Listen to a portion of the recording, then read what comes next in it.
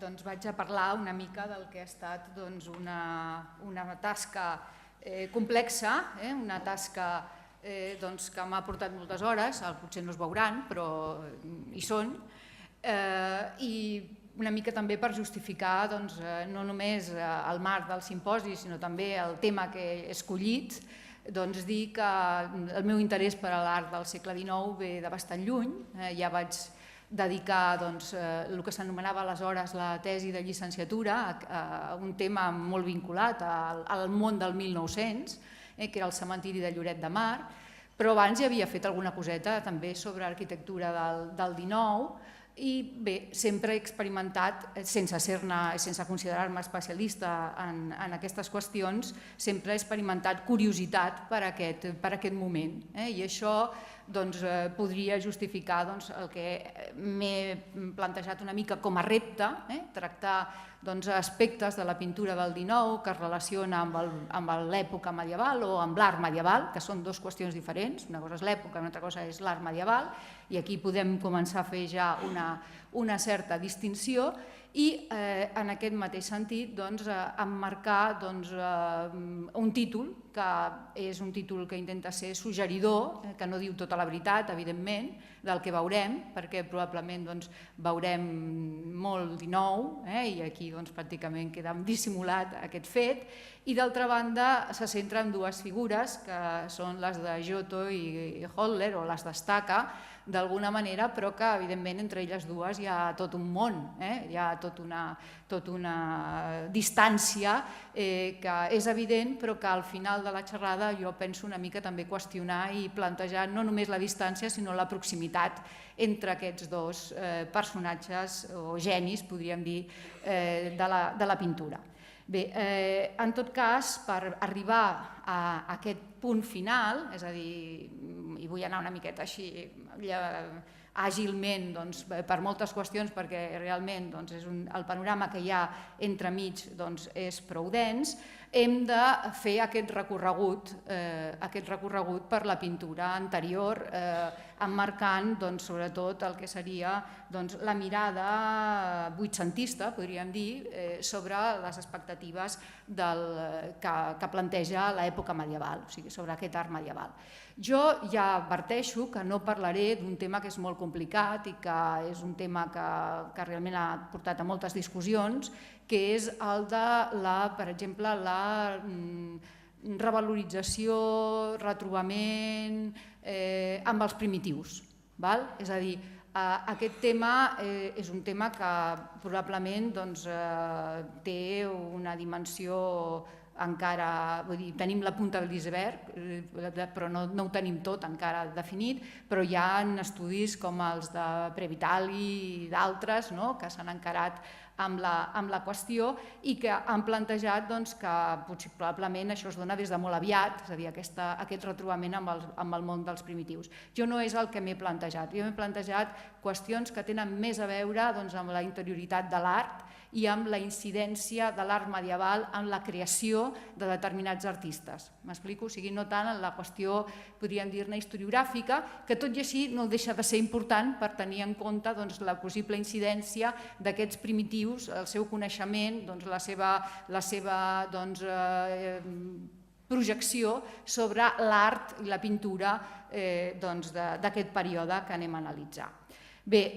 és evident que encarar-se amb el món medieval en l'època que estem analitzant, que és el XIX, té moltes vessants i una, podríem dir, és justament aquesta recuperació, fins i tot, en tant que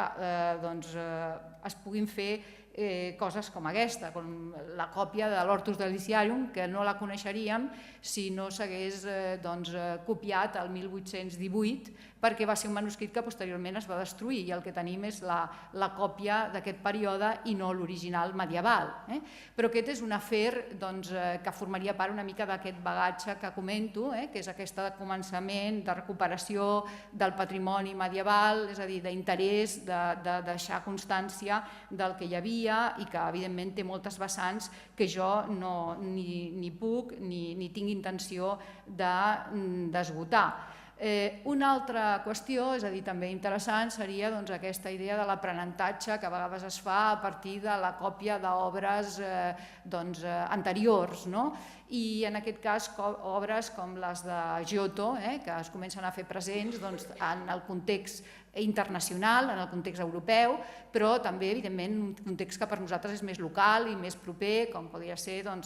que ens mostra el Claudi Lorenzale dins del que seria tot el grup dels Nazarens, és a dir, tota aquesta qüestió que també seria important perquè, és a dir, d'alguna manera ens posa en evidència la proximitat d'aquesta gent respecte a aquests models medievals. Tenint en compte que jo parteixo de la idea, i aquí hi ha molts medievalistes i no m'ho discutiran, que Giotto és un artista del gòtic, és un artista que es defineix no com a proto-renaixement, sinó com a un artista amb aquest contingut, podríem dir, i aquesta experiència encara dins del que considerem l'època medieval. Per tant, tampoc introduiré totes aquestes altres vessants de la problemàtica que fan a vegades una mirada, podríem dir, també subjectiva o com a mínim determinada des del que seria la preponderància del fet renaixentista, del renaixement amb majúscules, tot i que ja sabem, amb la mirada panusquiana, que de renaixements, de petits renaixements, el món medieval n'està ple. És a dir, per tant, també en aquest sentit era important fixar la mirada sobre aquestes qüestions perquè podríem començar a parlar d'aquests primi lumi, que també apareixen en el títol, i que són un referent a aquesta cultura, aquesta civilització artística que ens porta del segle XIII al segle XIV i que emmarca justament la mirada de Giotto i la de molts altres que evidentment sintetitzem a partir de la mateixa personalitat del florentí. Bé, Lorenzale té una pintura que coneixeu, és a dir, té una pintura que a més s'interessa pels temes d'origen medieval, tot i que la factura jo no la puc considerar ni romànica ni gòtica, per dir-ho així, per dir-ho clarament. És aquesta dimensió també, podríem dir, una mica ingènua, és a dir, en l'apropament a la realitat, però en aquest desig d'abstracció, és a dir, en aquesta idea de simplificació de les formes, sempre hi pot haver aquest regust o aquesta idea de suggerir la medievalitat. És a dir, no només en el contingut, que és molt clar i tampoc cal que ens entretenim amb això, però també des del que seria la dimensió formal, la dimensió, podríem dir, estilística. Tot i que, evidentment, també cal dir, ja d'entrada, que el XIX crearà les seves pròpies fórmules, els seus propis llenguatges, i és evident que caldria anar analitzant escola per escola, artista per artista, localització per localització, el que són les seves diferents vessants. Si ho contrastem amb el que s'està fent en d'altres llocs, en altres àmbits, tindríem solucions molt diverses. En aquest cas, ja dins del context, dins un context força diferent, la representació aquí del filòsof representant com a cap dels Lollards, Wycliffe, que és un personatge molt important del segle XIV i que ens ofereix aquí en una mirada de mitjan segle XIX, en què tenim mobiliari, elements concrets, potser de vestuari, que ens remeten clarament a aquest moment medieval, de l'època medieval, però sense una visió que es pugui considerar arqueològica ni, evidentment, tampoc amb unes perspectives d'estil que puguem dir que mantenen unes grans afinitats amb aquesta idea de recuperació dels primitius. Aquí hi ha tot un altre bagatge. Això ho entendrem millor si ens acostem també a altres obres, en aquest cas la del belga, d'aquest belga, aquest pintor que ens acosta a la cort de Felip el Bo i que en aquest cas sí que d'alguna manera s'ha deixat influir per un cert estil del segle XV i que d'alguna manera traspua, si poguéssim fer ara comparacions amb algunes miniatures del moment, veuríem fins a quin punt hi ha un grau d'assimilació molt fort d'aquests elements estilístics. Bé, en tot cas, és una panoràmica molt complexa i una panoràmica que es podria completar encara amb el món peninsular, en què també trobem solucions que ens acosten a aquesta medievalitat artística i en aquest cas a un context que tenim sempre molt present, jo tinc sempre molt present en les meves classes, que és la Basílica de Sant Francesc d'Assís, i en aquest cas és una mirada sobre la Basílica inferior, però aquí jo crec que la pintura, les formes pictòriques d'aquest José Jiménez Aranda són unes formes pictòriques que es mengen completament el que podria ser aquest esperit medievalitzant i imposen tot un seguit d'elements que estan d'alguna manera, no diré ombrejant, submergint en una altra ambientació el que podrien ser les pintures de Cimabue, les pintures de Giotto, les pintures dels companys de Giotto que corren per aquí, en aquest escenari que tots coneixem prou bé. Per tant,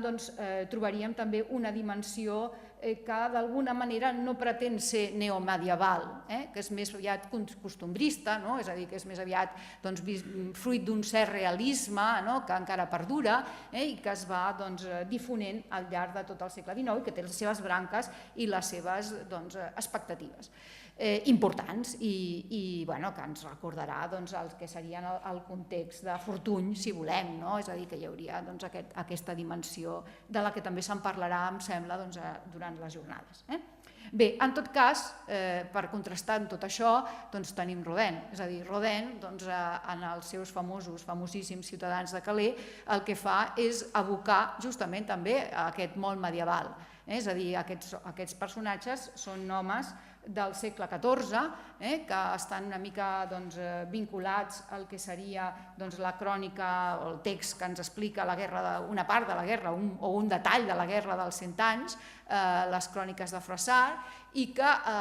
ens està mostrant d'una manera absolutament moderna, podríem dir, excepcionalment, diguem-ne,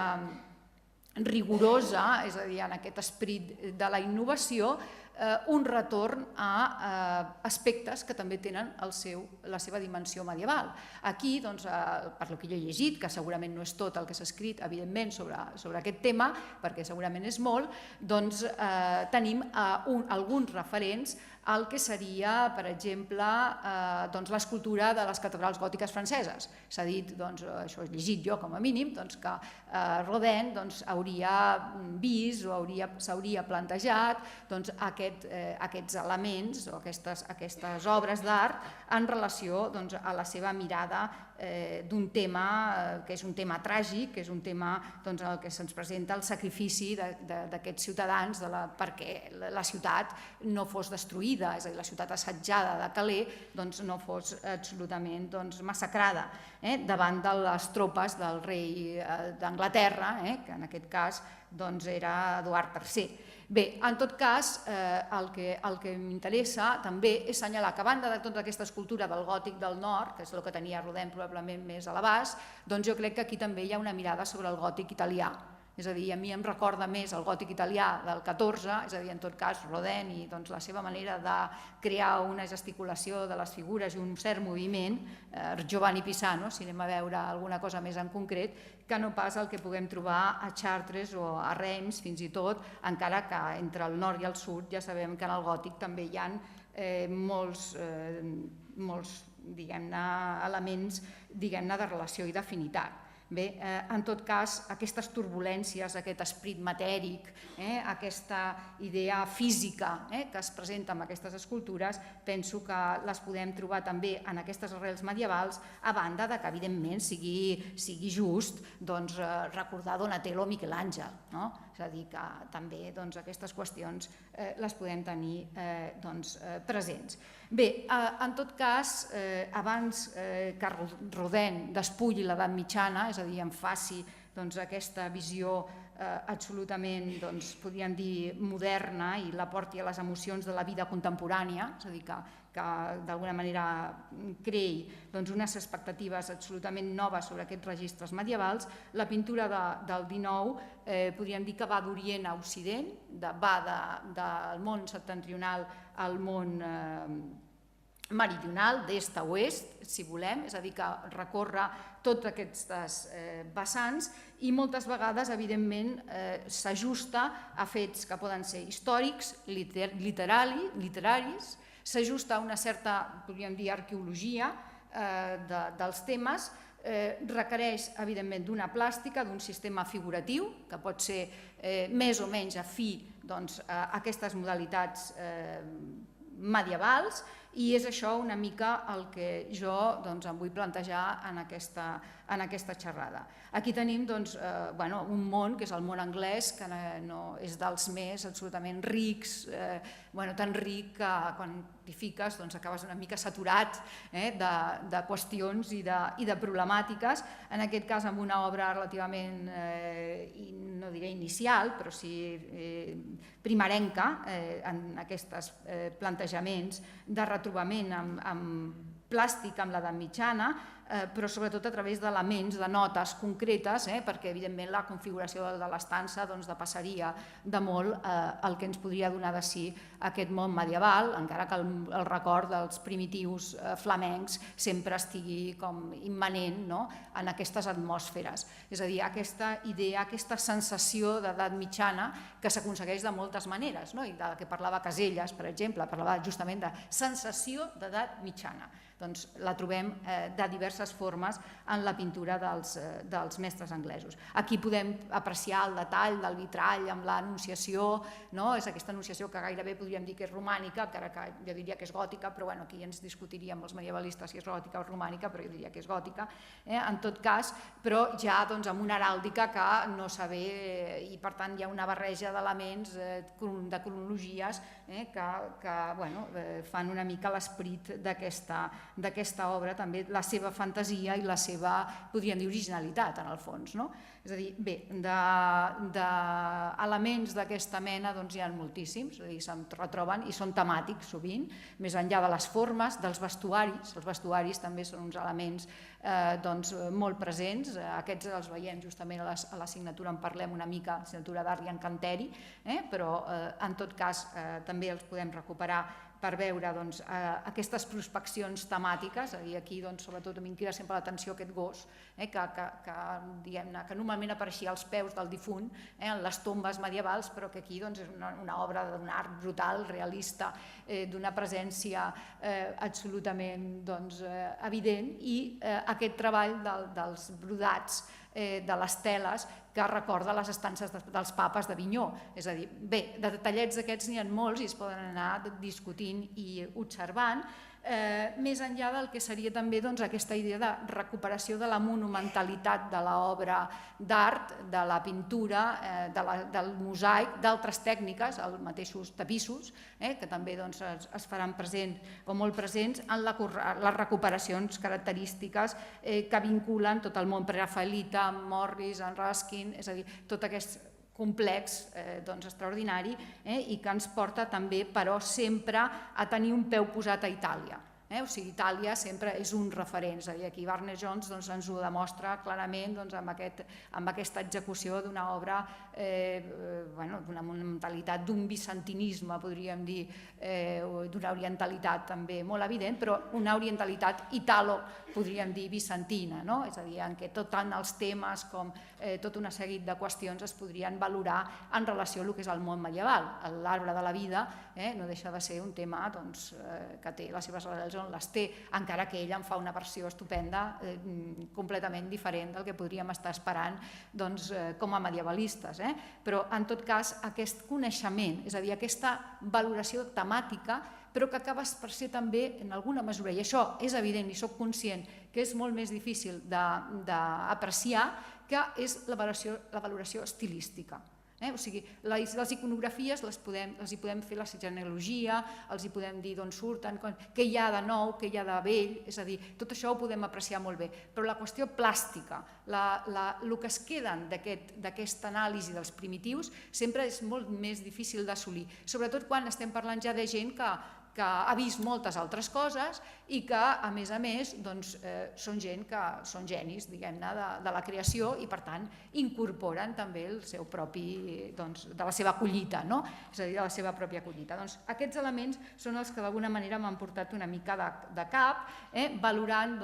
tots aquests aspectes que podríem dir-ne tècnics, però que en el fons la tècnica també és una manera d'apropar-se, evidentment, a la forma i apropar-se al coneixement més veritable i, per tant, és una manera de fer-te teu un llenguatge i a partir d'aquí poder anar més enllà. És a dir, que d'alguna manera aquesta gent, incorporant la part medieval, estan revisitant uns escenaris, però la seva transcendència és que no es queden tancats en aquests escenaris, lògicament, és que poden anar molt més enllà. Evidentment, aquest artista, Barnett Jones, és una dels, diguem-ne, creadors més màgics i més interessants del seu moment, és a dir, i la seva recuperació d'aspectes d'aquesta medievalitat és prou coneguda. Però jo crec que es pot insistir, i després ho faré en un tema concret, amb algunes qüestions que no sé fins a quin punt han estat del tot desenvolupades. Sempre dic no sé fins a quin punt perquè jo no em considero una especialista estricta en aquests temes i penso que algunes coses em poden haver passat per alt. Jo continuaré estudiant després d'aquesta conferència i continuaré mirant per veure si realment algú també ho ha comentat en el sentit en què jo ho comentaré o no. Però en tot cas penso que és important valorar evidentment el que és obvi, és a dir, el que són elements obvis, és a dir, per l'estructura, per la configuració, per l'ambició, per la recuperació dels esquemes neogòtics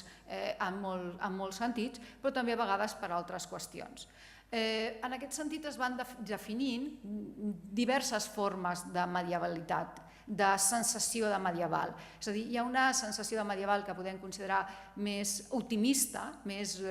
oberta, més fàcil, més colorista, podríem dir. No ho he dit, però ho diré més endavant, o si em dóna temps, que Barnett Jones considera també l'escola de Siena com un referent, i els colors en l'escola de Siena són, com sabem, fonamentals, però també hi haurà les visions més tètriques, és a dir, d'aquest aspecte o d'aquesta recuperació, és a dir, les visions més dures, les associades a la part més, diguem-ne, relacionada amb el món del sacrifici, del dolor, i tot això també aflueix o, diguem-ne, aflora amb alguns mestres, potser més, o amb alguns pintors, jo dic mestres perquè soc dels de medieval, però alguns pintors, artistes, vinculats a aquests episodis. He portat a Brooklyn, és un pintor que té aquesta visió més, podríem dir, vinculada a aquesta dimensió, podríem dir, funerària, gairebé, funerària o negra, aquesta visió, podríem dir, més fosca, en tot cas, i que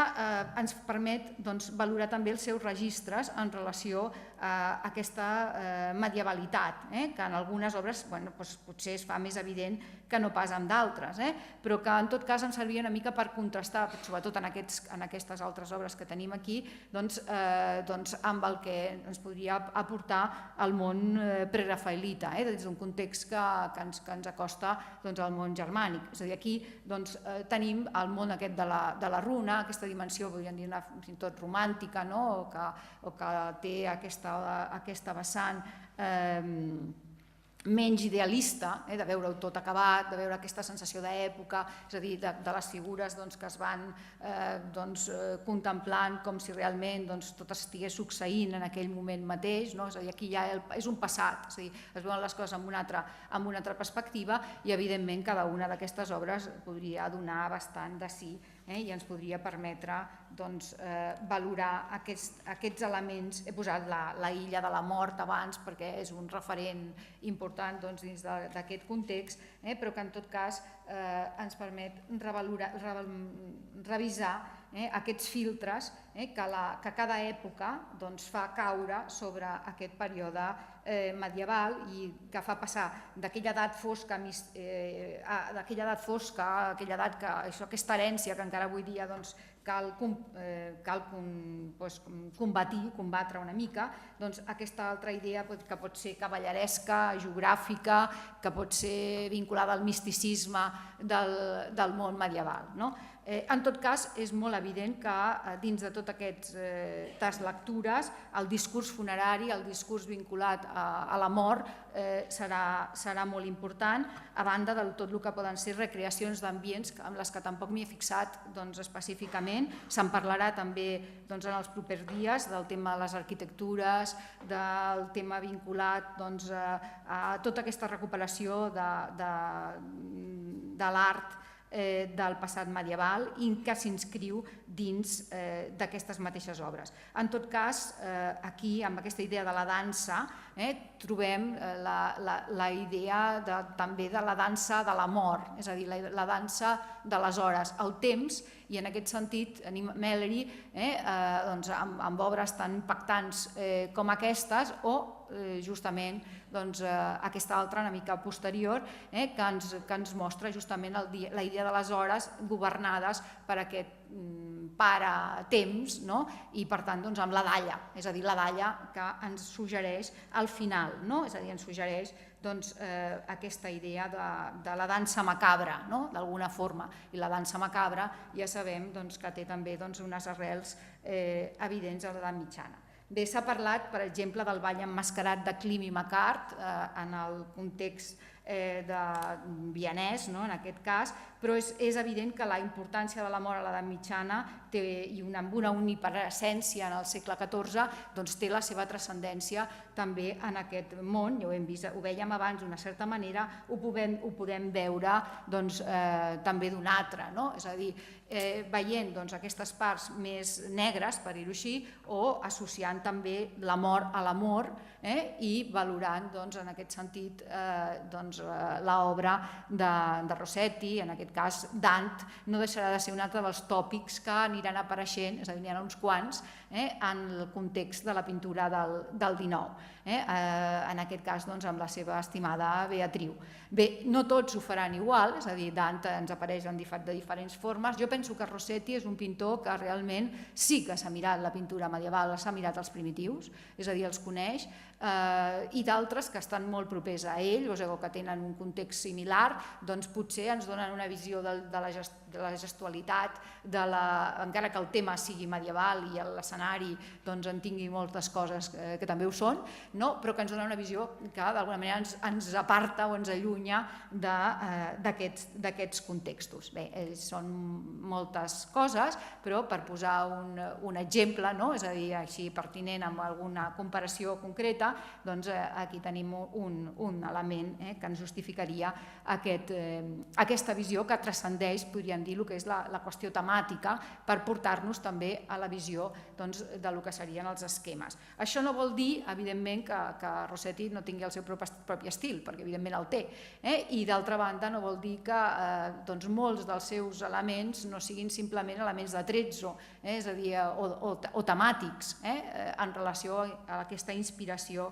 medieval de la que parlava. En aquest cas, el tema del calze, tot el tema dels llibres, dels manuscrits que van fent aparició en determinades obres i que després ens porten novament a Ernest Jones aquí en aquest retrat de Maria Zambaco. Aquí tenim, per exemple, el llibre, el tema de les hores, aquestes hores que després es converteixen en llibre d'hores, o sigui, en oracional. Per tant, aquest lligam entre l'espectacle de la dansa i el llibre, el contingut litúrgic del llibre, també em sembla molt significatiu.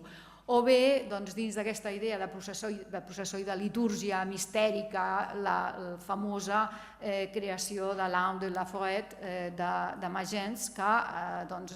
crea un ambient extraordinari amb aquesta idea de l'àngel. No cal dir que el XIX és un bon moment pels àngels, és a dir, és un moment fantàstic pels àngels, i amb això combrega bastant bé amb el món medieval, o sigui, aquest esperit, per tant, i aquesta idea d'encanteri que també seduirà els artistes que es convertiran en mags i es convertiran en bruixots veritables a partir de les seves obres. Magens també és un home molt interessant en aquesta contextualització dels referents medievals. Aquí tenim les famoses flors també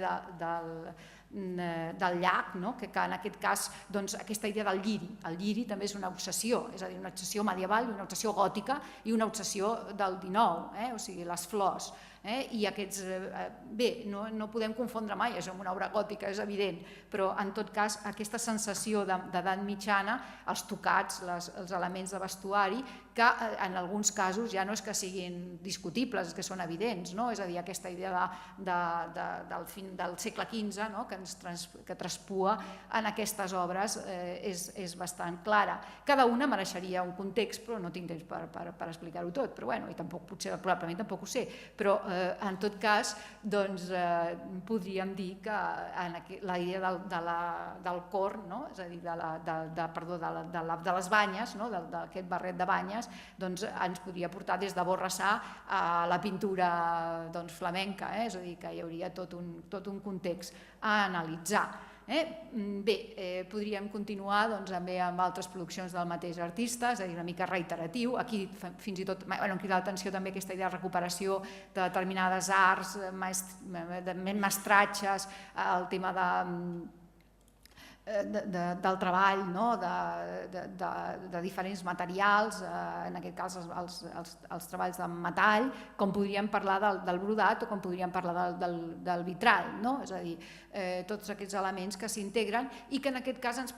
presenten la figura de l'aurant, que és un altre element tòpic i típic del període gòtic, o sigui, que no és que l'inventi el període gòtic tampoc, però que en qualsevol cas ens emmarca totes aquestes expectatives. Val a dir que era Oscar Wilde, que ho deia amb un cert sentit comú, que el que se li ha de demanar a un artista és que sigui original en el tractament dels temes, no en el tema, i per tant no és gens estrany que ens interessem perquè aquests nous plantejaments de temes que però ens recorden clarament les expectatives del món medieval. Bé, encara que Magents és un pintor molt modern, és a dir, molt agosarat en segons quines formes, doncs és evident que en altres llocs trobarem el contrast amb tot això i ens trobarem amb unes formes que volen ser molt més estrictament medievalitzants. Aquesta figura realment la trobo com arcaica, és a dir, dins del seu context de mitjans de segona meitat del segle XIX, és arcaica, és a dir, té tota una sèrie de components des del mateix filacteri, dins d'un context tan peculiar com és aquest del castell, que també donaria molt de sí, però no és el meu tema i per tant només ho poso per contextualitzar una mica espais com aquests. O sigui, aquí la idea de neogòtic penso que es converteix en un clàssic, és a dir, amb uns referents realment que es podria, des d'un punt de vista pràcticament arqueològic, anar veient fins a quin punt han estat respectuosos amb altres, amb l'època, és a dir, amb la dimensió que ens interessa. Bé, però per anar avançant en aquest doble anàlisi que estem fent, o sigui, a través del que seria l'herència medieval vinculada als aspectes figuratius o vinculada més aviat a les formes, cal plantejar-se que l'edat mitjana també és molt clàssica de vegades. És a dir, per tant, encara que en tot el segle XIX el món del classicisme sigui molt pertinent, o sigui una altra de les vessants fonamentals, o sigui, la recuperació no només del medievalisme, sinó també, evidentment, empeltada d'aspectes clàssics, en aquest cas dels dos germans, a mi se m'ha acudit posar aquí un Nicola Pisano, que és una obra del segle XIII, que evidentment potser no se l'havien mirat, però que en tot cas conflueix en aquesta construcció del cap que ens remet justament a aquesta edat mitjana. I és evident que d'alguna manera l'edat mitjana també se l'havien, diguem-ne, l'havien vist, l'havien estudiat en alguna mesura en aquest context que ens portaria al món antic. S'acaben de restaurar les pintures de la Villa dels Misteris i són unes pintures que han recuperat un color que a mi ara em recorden més la pintura del Trecento. O sigui que en aquest sentit aquesta confluència entre l'art gòtic i l'art antic, l'art romà, l'art del món clàssic, es fa més palesa justament per aquesta qüestió, a banda que la restauració ens pugui agradar més o menys en segons quins aspectes. Bé, en tot cas, això em portava a centrar una mica més la qüestió en aspectes més difícils, que no són aquests aspectes de veure que aquí hi ha un oracional, allà hi ha un calze que sembla gòtic i allà hi ha una ferramenta, un vitrall, que són clarament sortits de l'època medieval, sinó veure com en alguns moments algú es pot haver deixat impressionar per algun aspecte que té a veure amb aquestes formes i amb aquestes projeccions medievals. En aquest sentit m'ho plantejava davant d'aquesta figura, aquesta il·lustració, que és bastant única perquè m'he estat mirant l'obra d'aquest bon home, el Frederic Walker aquest, i realment la seva obra no és que tingui molt a veure amb aquesta il·lustració en general, no dic que no hi hagi alguna coseta més, però en tot cas davant d'aquesta imatge que he utilitzat a més per la presentació de la caràtula, em crida l'atenció justament per aquesta dimensió, podríem dir-ne jotesca, aquesta monumentalitat del volum, aquesta presència escultòrica de la figura en blanc, potser justament per les exigències de la il·lustració també condicionava tot això, però és a dir, en tot cas genèricament jotesca, perquè si comparem evidentment no està copiant a Giotto, però en tot cas sí aquest referent. I això em portaria a considerar també evidentment aspectes biogràfics del personatge, que sabem que va fer diferents viatges a Itàlia i que havia tingut contacte, entre d'altres, amb el món d'aquesta edat mitjana, és a dir, és un home que d'alguna manera va fer un viatge a Venècia, que el va portar fins a Gènova, i entre Venècia i Gènova, per què no pensar que hauria pogut veure també moltes altres coses. O sigui, aquí entraríem dins d'aspectes relacionats amb la seva vida, amb la seva història, i que d'alguna forma podria puntualment utilitzar, no de forma general o generalitzada, en aquest cas. Bé, aquesta novel·la que li serveix com a la il·lustració de la dona en blanc, de la dona de blanc, li serveix, és considerada una de les primeres novel·les de misteri. És a dir, per tant, no només utilitzada per la qüestió formal, sinó també per la idea que penetrem en un món que ens pot oferir encara potser alguns elements de judici nous, o no diré inèdits, però en tot cas ens pot descobrir algunes coses, els que som medievalistes, i potser no coneixem tampoc prou bé aquesta cultura figurativa, que de fet ens ajuda també a entendre millor l'art del passat, que ens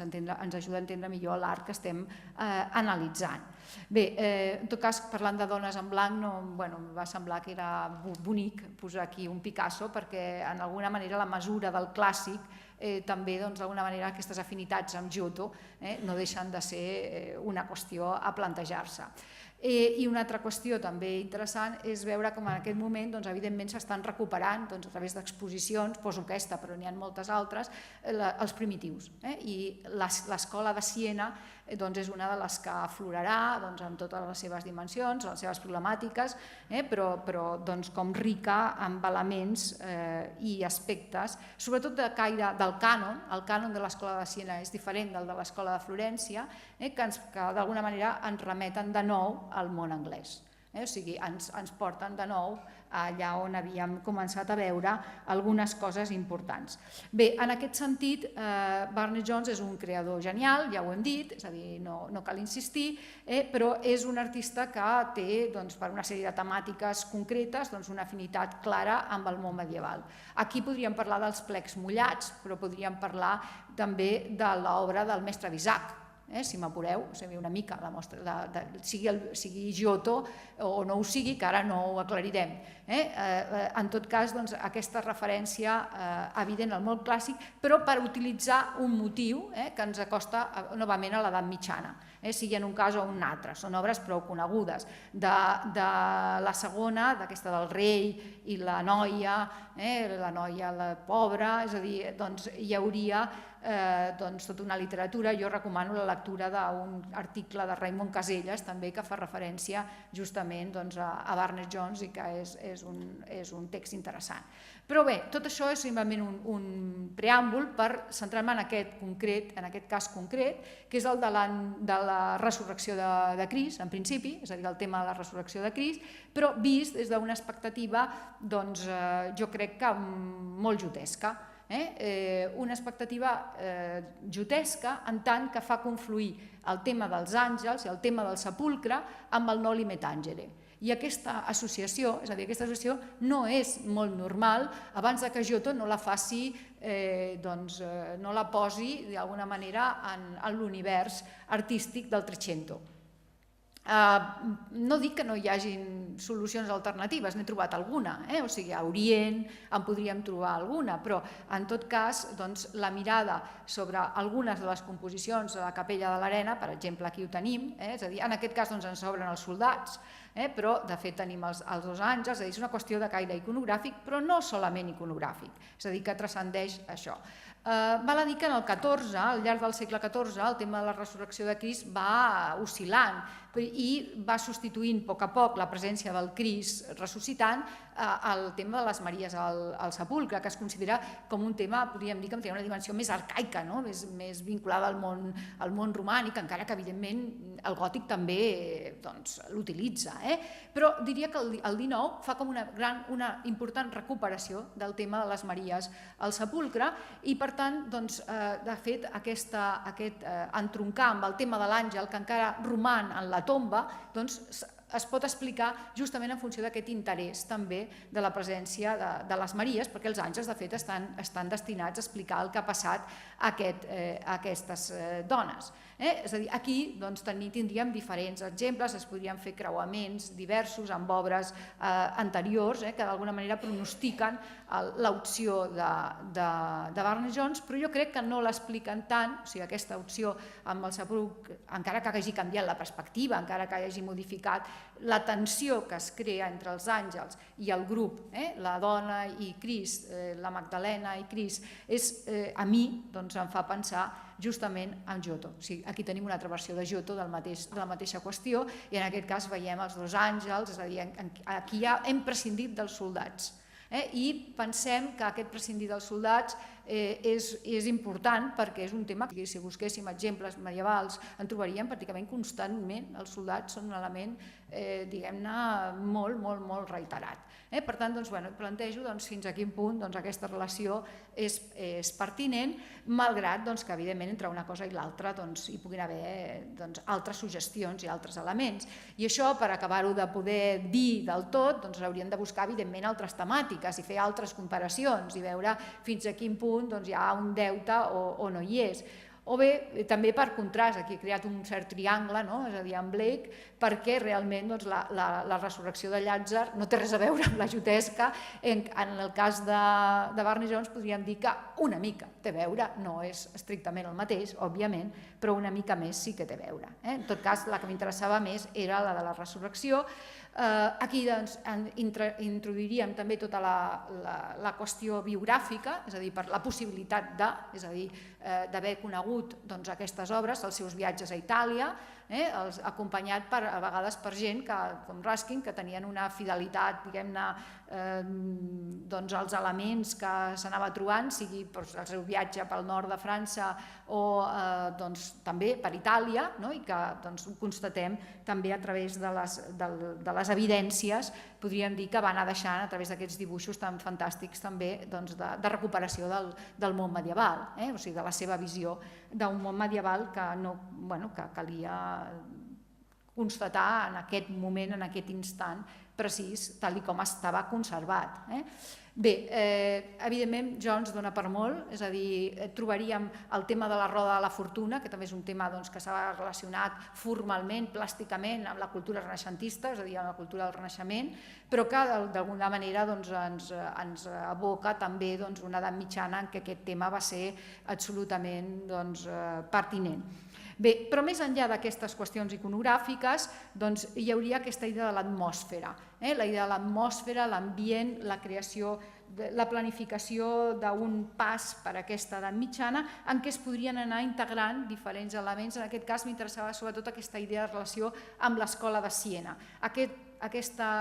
cortinatge que penja, en què és tot un estudi dels plegats. Això ho tenim en potència en el món carolingi i abans en el món clàssic, però tal com està treballat aboca també aquesta cultura medieval. O sigui, no podem... Se'ns escapa la medievalitat d'aquesta obra, però tota la medievalitat està impregnada en aquestes pintures. I a més és que és un tema que ens porta als soldats que ens faltaven en la resurrecció de Crist. Aquests soldats, diguem-ne, són com si els haguéssim extret d'una resurrecció, d'una visita de les Maries del Sepulcre o d'una resurrecció de Crist en l'obra anterior. També podríem pensar en Siena i en altres moments en què hi ha gent dormint, però en tot cas, des d'un punt de vista iconogràfic, les armadures, tot això ens permet fer aquest creuament de temes. Això és Duccio, o sigui, és Duccio, la famosa maestà del segle XIV, i per tant aquesta idea, el personatge estirat, els altres que s'amunteguen, etc. Bé, i per tant en un escenari com aquest portem a la temàtica que s'escau, en aquest cas amb el rei Artur i tota la parafernàlia que em permet fixar-me en aquestes imatges centrals, a banda de molts altres elements de context, per exemple aquestes figures assegudes que ens donen l'esquena i que evidentment podem veure en altres llocs, però que en el fons també ens permetran parlar d'aquest context medieval a través de les obres del mateix Giotto. Aquí us poso aquesta visió de detall, amb aquest color verd i vermell contrastant, és a dir, també aquesta cultura, aquesta sensibilitat que em fa pensar que Giotto estava present d'alguna manera. O bé, amb aquesta visió que és d'un estil diferent, o sigui, un estil que no és el mateix, però que ens porta a veure el tema de Boccaccio, el de Cameró, aquestes noies assegudes, escoltant, aquesta idea absolutament romàntica i idealitzada del que podria ser una visió de l'edat mitjana, fins i tot pel tractament del vestuari. Tornant a Barnes Jones, tindríem també les temàtiques de caire religiós, o sigui, no només aquesta idea èpica, aquesta idea més relacionada amb el món civil, també, podríem dir, o literari, en algun cas, sinó també la temàtica més estrictament religiosa, i aquí sobretot poso aquesta imatge per la figura de l'àngel, aquest àngel que està suspès d'una manera absolutament evident en aquest paisatge que per altres raons no tindria cap element, podríem dir, sobrenatural. És a dir, afegeix aquesta dimensió clarament sobrenatural a la resta i per tant resulta diferent d'aquests que toquen de peus a terra.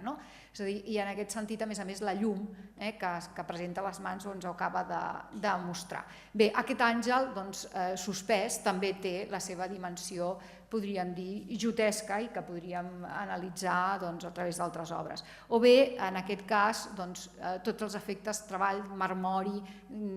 d'aquesta mena de pica, és a dir, en què es reflecteixen els rostres i poden així veure la gorgona, que si no seria letal per als dos personatges implicats. Bé, en tot cas, simplement era per veure aquests referents que en l'obra de Giotto estaran molt presents i que ens retrobarem, per tant, a la Capella de l'Arena amb aquests efectes marmoris que transcendeixen el terreny de l'escultura i que després podríem retrobar en obres, podríem dir, una mica menors, és a dir, en aquest context francès també, que és afí, però a obres majors com podrien ser les de Gustave Moreau, i que ens mostra en aquest cas aquest Aimant Françoise Amangean, que amb aquesta poesia mística a mi em fa pensar molt també en aquests contextos del Trecento italià. Podríem dir per vestuari, podríem dir també però per forma, per retall de la figura, per la dimensió lineal que aquesta adquireix, o fins i tot per alguns elements que evidentment retrobarem en les obres de Moreau i retrobarem en altres contextos, també Seon, que també s'emmiralla amb Moreau en moltes coses i que ens porten ja fins a aquest món dels pintors anomenats de l'ànima, pintors de l'ànima, em sembla que se'ls diu, i que també tindran una relació evident amb el món Rosa Creu i amb tota la cultura figurativa de finals del XIX a París i a França. Bé, en tot cas, Giotto també és una figura present, és a dir, no només és que ho pensem, sinó que d'alguna manera aquesta idea de retratar el personatge s'imposa i en aquest sentit també és una altra constatació ja des de molt aviat que interessa la seva obra, perquè si no tampoc se l'hauria enaltit creant els seus retrats, podríem dir més o menys ideals. Aquí tenim dos exemples, cadascun d'ells també mereixeria atenció, però passem a un que em sembla en aquest sentit del que parlàvem fa un moment més interessant, que és el de Gustave Moreau, en què realment aquest petit Giotto esplèndid ens mostra la seva capacitat d'interioritzar els fets artístics, la realitat per convertir-la en fets artístics, que és una de les grans preocupacions del XIX, és a dir, aquesta idea del jo sol, que m'enfronto al món i ho veig tot des d'un punt de vista més o menys subjectiu, és a dir, que vaig assimilant la realitat i convertint-la en una cosa nova, en una cosa que ja no és la pròpia realitat, sinó que té unes dimensions plàstiques peculiars, unes dimensions plàstiques ornamentals dignes de ser considerades autònomes d'aquesta mateixa realitat. Llavors, en aquest sentit, jo crec que també el fet de recuperar la imatge de Giotto és molt important. Ja vaig dedicar una xerrada al tema dels àngels que inspiren, dels àngels que d'alguna manera creen tota una iconografia també al voltant podríem dir d'aquest fet de la inspiració divina, però que després el mateix tema transcendeix la idea de la inspiració globalment, és a dir, no la inspiració simplement per part de la divinitat, i això ho veiem en Moreau. No m'entretinc més en aquesta qüestió, però ja en vaig parlar llargament en una altra ocasió, justament per aquest fet. Bé, tornant a la imatge que vèiem abans, i ja oblidant una mica la qüestió més de caire iconogràfic, aquestes qüestions formals que crec que val la pena valorar, és a dir, no diré que hi hagi una relació immediata i directa, però en tot cas, justament estem a un pas que la pintura torni a canviar radicalment, i per tant aquesta idea del primi lumi jo ara diria que s'ha invertit d'alguna forma la tendència, o sigui que passem d'aquesta idea que el primi lumi era la recuperació de la realitat i ara passarem a la idea que el primi lumi poden ser la recuperació de l'abstracció, de la voluntat d'abstracció. En aquest sentit, a banda d'altres jocs iconogràfics que es podrien arribar a fer, és a dir, a partir d'aquesta recuperació d'imatges, i que no m'entretinc perquè em sembla que ja el temps es va escurçant, ens permeten plantejar aquest final, diguem-ne, d'etapa i aquest final temàtic. Bé, per tant, ens interessem una mica ara pels més moderns, pels més trencadors, malgrat que el tema continuï sent el que hem anat d'alguna forma analitzant amb totes aquestes obres que s'han anat acumulant i que penso que totes elles creuades ens donen la dimensió real de la transcendència importantíssima que va tenir el món medieval en aquest període. És a dir, en aquest cas, aquesta idea de la plasticitat de la forma d'una pintura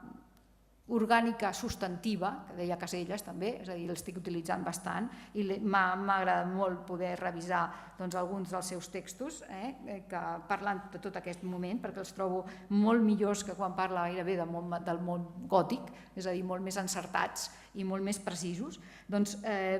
Quan parlem en aquest cas d'Estuc, tenim un món que ens evoca la idea de l'expulsió del paradís, però amb unes figures que realment han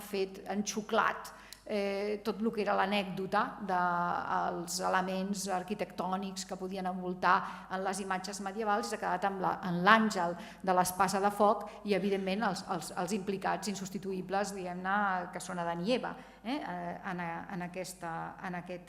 aquesta imatge. Bé, en aquest sentit, perdoneu, tindríem una al·lusió novament als àngels i hem de tenir clar que Stuck és un gran pintor d'àngels. Són uns àngels fantàstics i una de les seves primeres obres, justament, quan comença a dedicar-se professionalment a la pintura, és el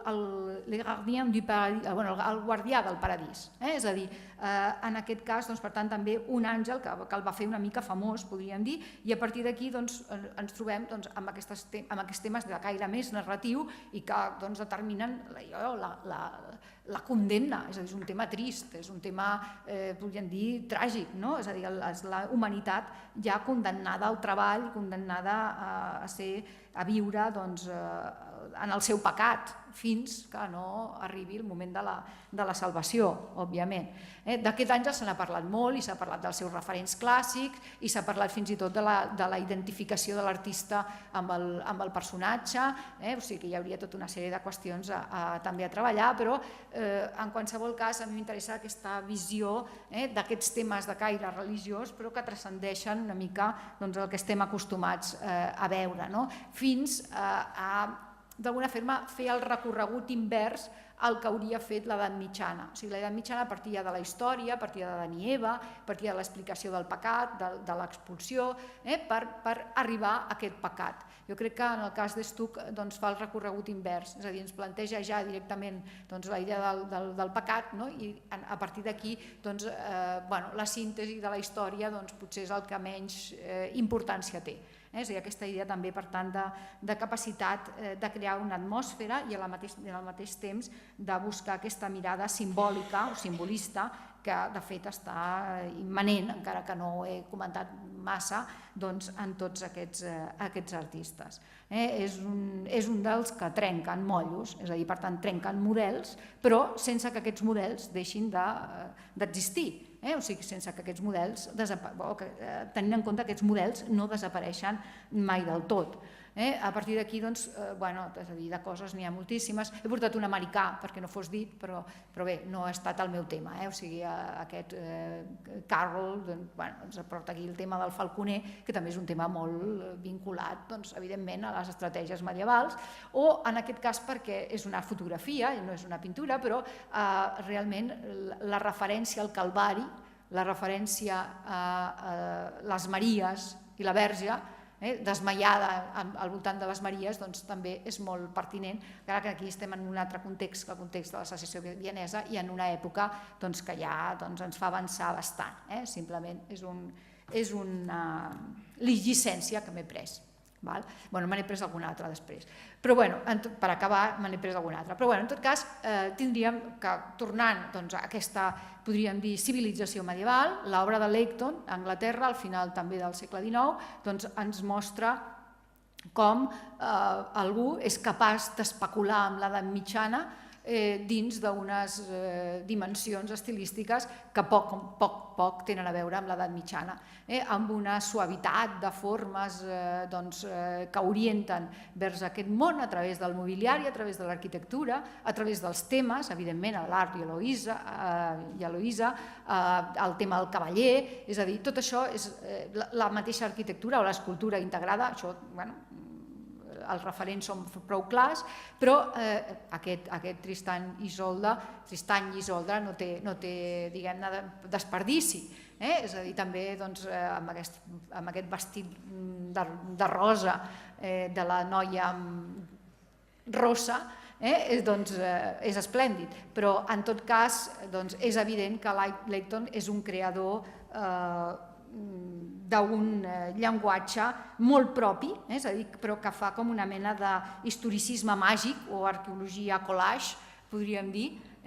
per dir-ho d'alguna manera, es podria dir moltes altres, que ens allunya d'aquest món medievalitzant per una via tendra i sofisticada, que es podrà posar en contacte també amb el que faran d'altres artistes, tot i que en aquest cas que calia posar, perquè no és que perquè ho hem utilitzat com a imatge del simposi d'alguna manera, però que en el fons Lucien Victor Girard no és un pintor massa medievalista, és a dir, en el conjunt de la seva obra. Es va casar amb una dona que era actriu. Això és un element a tenir en compte, perquè a més cal dir que això l'acosta al món del teatre, evidentment, de la comédie française i evidentment també diríem que amb una altra dimensió de l'òpera, i si parlem de Tristans i Isoldes doncs és lògic també fer aquesta al·lusió. És a dir, tenim aquí aquesta obra, però algun especialista m'haurà de dir exactament de qui és, perquè no ho tinc clar. Bé, en tot cas és del 1911, això sí que sembla que està clar, i la podríem comparar amb la de John Duncan, que jo crec que aquí les referències seran medievalitzants o no, però en tot cas la vinculació a la realitat per via de la comèdia o per via del teatre és bastant clara. Més enllà d'això tindríem altres artistes que també desenvolupen temes vinculats al món flamenc, vinculats a la pintura flamenca, a iconografies bastant complexes i que ens portarien a parlar de la pietat i d'altres temes associats a la idea de la pietat, de Crist, però també el tema de les mares dels innocents, etc. Això té tota una cua, però com que no vull tampoc passar-me molt perquè hem de fer un petit descans i tot ha d'anar una mica a l'hora, doncs acabaré 5 minutets amb l'obra, passant per l'obra de Knopf suaument, simplement com a al·lusió a la Bruges morta. De ciutats mortes hem parlat molt en aquests temps i Barcelona també ha estat en el punt de mira, però en tot cas aquesta és un altre tipus de ciutat morta, una ciutat que es personifica, que agafa cos com a ciutat medieval i en el fons està també en l'origen de totes aquestes idees de recuperació de la ciutat medieval, que també coneixem i que el dissabte en podrem parlar tant com vulgueu amb la visita al barri gòtic. En tot cas, a mi el que m'interessa és entrar una miqueta a la mirada per acabar amb Ferdinand Holder, que és un pintor que ens allunya del context anglès, que ens allunya del context francès també, és a dir, que ens mostra un artista que per al seu país és suís molt important, molt destacat, però també polèmic en algunes coses i que en el fons a mi m'ha cridat l'atenció i va ser l'origen d'aquesta xerrada. És a dir, va ser a través de Holder que em vaig començar a plantejar aquesta vinculació al món italià d'una part de la cultura figurativa del XIX i de finals del XIX i de l'entorn del 1900 fins i tot, i per combinar aquestes influències del simbolisme, hi ha també l'Art Nouveau una mica com a rerefons, encara que és un tema que d'alguna manera ha defugit bastant, el tema del modernisme i tot això penso que s'ha de tractar en particular, per parlar d'aquesta visió seva en què de nou el tema de la simetria, el tema del ritme, el tema de l'abstracció es fan presents. Es fan presents a través del que ell anomenà el paral·lelisme, que és una manera que ell tenia d'explicar el seu estil i que posava èmfasi, com dic, en totes aquestes qüestions. No puc parlar de tots els elements que integren la seva obra, seria una altra conferència, però sí per acabar voldria fer aquesta reflexió sobre la seva manera de captar la realitat, buidant-la també d'atmosfera, en un cert sentit, d'aire, és a dir, d'aquesta atmosfera que en canvi Brooklyn sí que utilitza fortament, i a través d'aquestes imatges i del moviment, del joc amb el moviment, aquest acostament als primitius. És a dir, aquest acostament a la forma, al llenguatge del Trecento, podríem dir, així genèricament, de Giotto més concretament, aquest modelat de la figura, aquest linealisme, aquesta manera de resoldre el paisatge d'una forma molt sintètica, del fons, és a dir, aquesta idea del ritme, aquí podria fer la gràcia jaqueta i dir que ha posat un vestit mig partit, d'aquests típics de les escoles del Trecento, però bueno, seria simplement també una llicència. En tot cas, aquesta penetració dels cossos i aquesta capacitat per deixar-se d'anècdotes i anar a allò que ell considera essencial, és a dir, aquells elements que considera fonamentals plàsticament, des d'un punt de vista plàstic, i que evidentment acaben de tenir també una dimensió simbòlica. He posat diverses imatges perquè us feu una mica el càrrec de què estem parlant, aquesta idea de simetria, paral·lelisme, o sigui, molt clar, però sense que arribi a ser mai una cosa absolutament calcada, o sigui, sempre hi ha aquesta idea de mobilitat, de visió alterna, de posicions, de gest, que a mi em recorda justament aquesta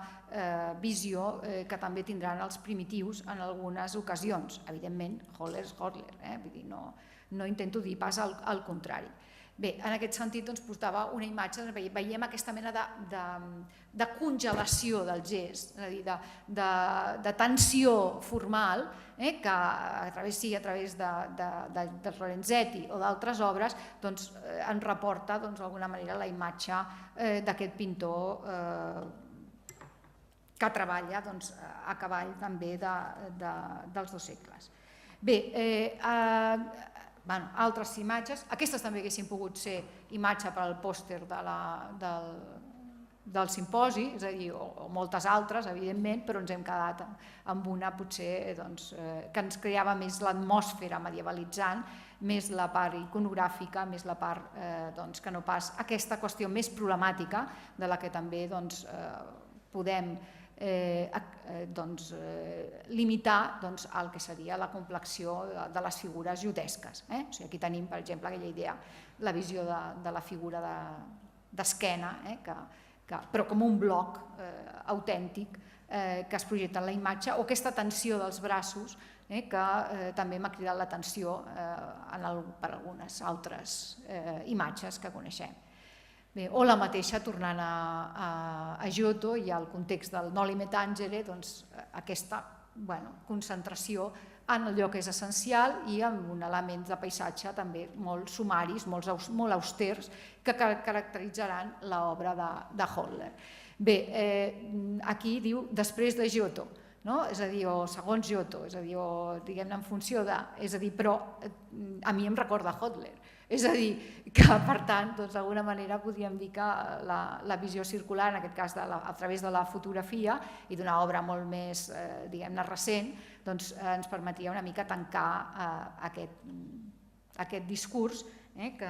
he anat fent i que em permetia parlar d'aquest passat medieval que arriba a aquesta pintura del segle XIX sobre aparences i registres que ens poden semblar molt desiguals. Aquí tenim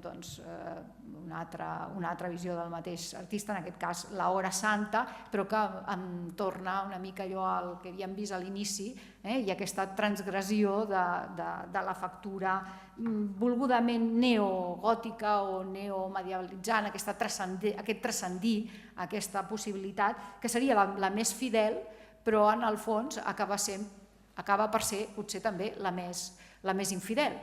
Bé, ho deixem aquí. Moltes gràcies.